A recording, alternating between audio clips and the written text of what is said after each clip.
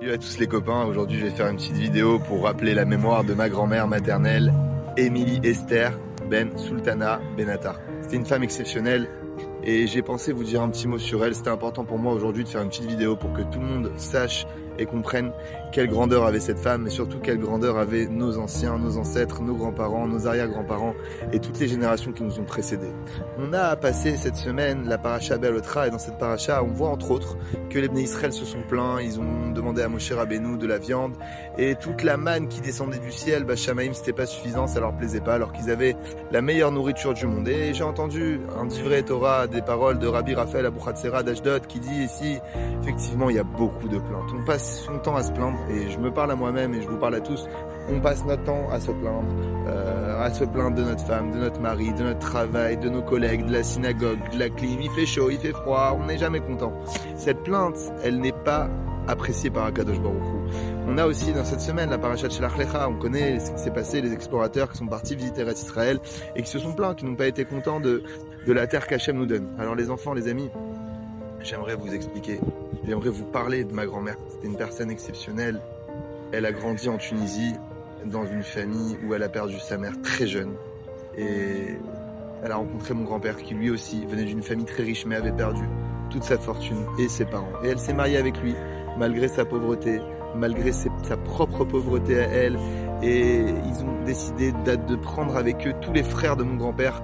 Quand ils sont rentrés en France, ils ont dit, ma grand-mère a dit, il est hors de question que je laisse mes beaux-frères seuls, plus jeunes que nous, en Tunisie, orphelins. Et donc elle s'est retrouvée avec tout de suite jeune mariée, orpheline, sans argent, avec des enfants à charge qui n'étaient pas les siens.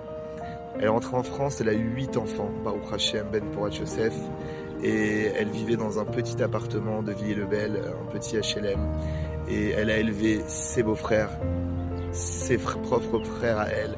Elle a aidé ses beaux-frères à se marier, elle accueillait tout le monde chez elle, elle a élevé ses 6 enfants, elle a marié, Baruch Hashem, ses 6 enfants, elle a eu de nombreux petits-enfants. Il faut savoir que ma grand-mère, c'était une femme qui avait toujours le sourire et qui avait une maison grande ouverte. Ils prenaient à l'époque des vacances à Juan-les-Pins et ils avaient 2 ou 3 pièces à la Rubrica.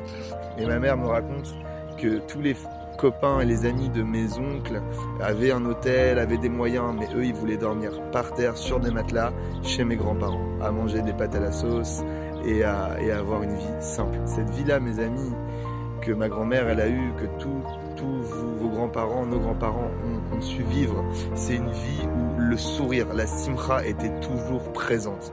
Ma grand-mère, à la fin de sa vie, malheureusement, elle est tombée gravement malade. Les médecins lui avaient prévu très peu de temps à vivre. Elle a vécu, Baruch Hashem, de très nombreuses années et malheureusement, elle est partie trop tôt. Exactement à cette date d'aujourd'hui. Mais elle a toujours gardé le sourire. Ma mère me disait qu'elle mettait toujours du rouge à lèvres, qu'elle était toujours positive, toujours à rigoler. La vie à ses côtés était légère. Et cette légèreté, mes amis, mamache, vraiment qu'on doit retrouver aujourd'hui. Aujourd'hui, on court derrière tout et n'importe quoi. On a la facilité des réseaux sociaux, on a la facilité des voitures, des trottinettes, des vélos électriques. En un clic, on peut recevoir tout ce qu'on veut à la maison. En un clic, on peut voir le monde et voyager très facilement. Et aujourd'hui, tout est simple, tout est facile. On veut de l'argent, on veut des vacances chaque semaine, chaque mois. Il faut savoir que ma grand-mère, Zechrona Livracha, Émilie Esther Bat Sultana, elle, comme de nombreuses grand-mères, elle n'a pas une vie facile. D'accord ? Pas d'argent, pas beaucoup d'argent, beaucoup d'enfants à charge, aucune plainte. Et cette Simchat Chaim, ce fait d'accepter la vie, de la rendre légère.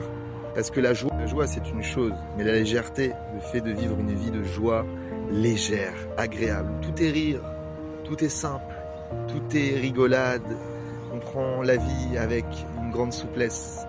Alors c'est vrai que les Juifs tunisiens sont spécialement forts pour ça, mais il n'y a pas que les Juifs tunisiens, les Marocains, les Algériens, les Ashkénazes, même les non-Juifs, n'importe qui aujourd'hui peut décider d'avoir une vie légère, dans le bon sens du terme. Quand je dis léger, c'est pas frivole, c'est facile, souriant. On accepte les choses comme elles viennent et c'est tout alors. Et donc c'est ça que je voudrais qu'on retienne de ma grand-mère et c'est ce message que je voulais vous transmettre, que je voudrais me transmettre, que je veux nous transmettre, c'est que la vie doit être légère et que Hachem nous donne des épreuves et il sait pourquoi il le fait.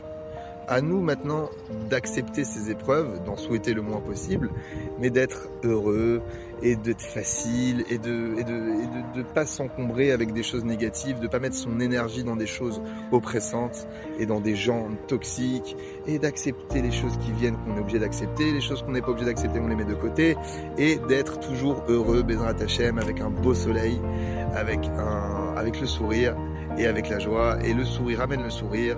Comme on le sait, la joie amène la joie. Alors je vous souhaite à tous une excellente semaine, une excellente joie de vie, de vivre.